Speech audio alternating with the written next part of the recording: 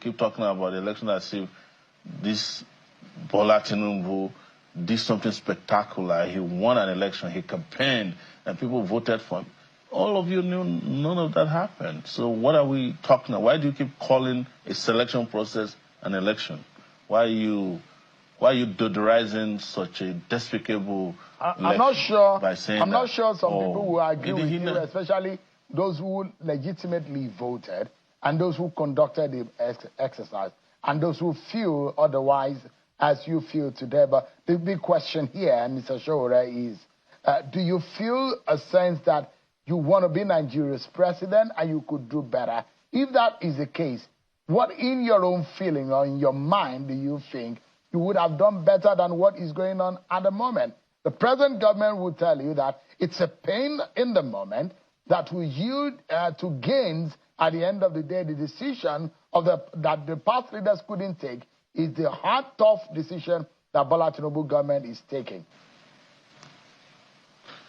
So we're repeating the same tired story and argument that if we inflict pain through the structural adjustment program, which was Babangida's story in those days, if you tighten your belt, then everything will be okay.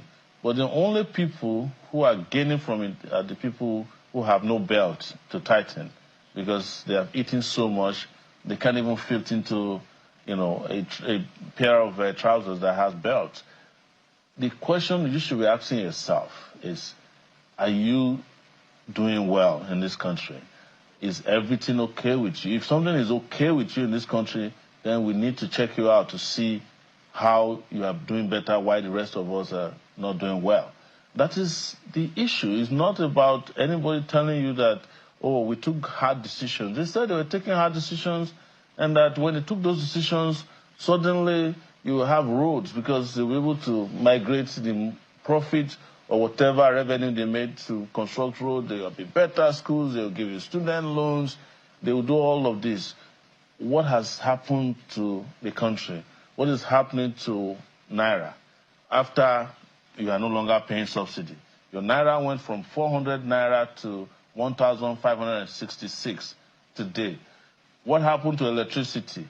They took it from the electricity where some people couldn't afford it already to the one that is eviscerating the pocket of everybody.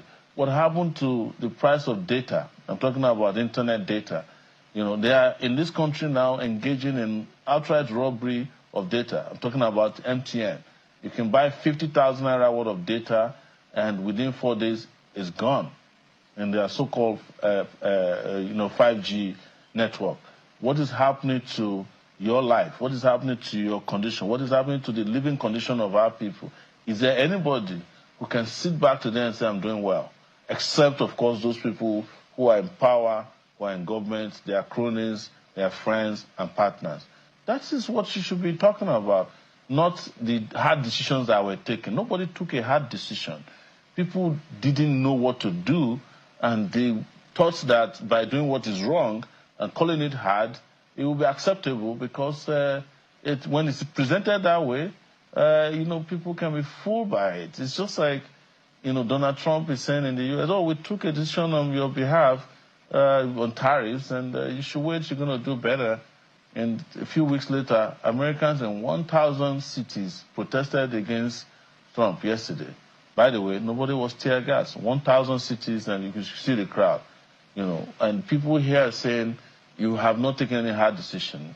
You have not taken any decision at all except the decision to destroy your countrymen and women. That is what Bola Tinubu regime has done. Nothing else has happened that shows that a hard decision was taken for the good of the public or for the good of the Nigerian people. So don't let us continue here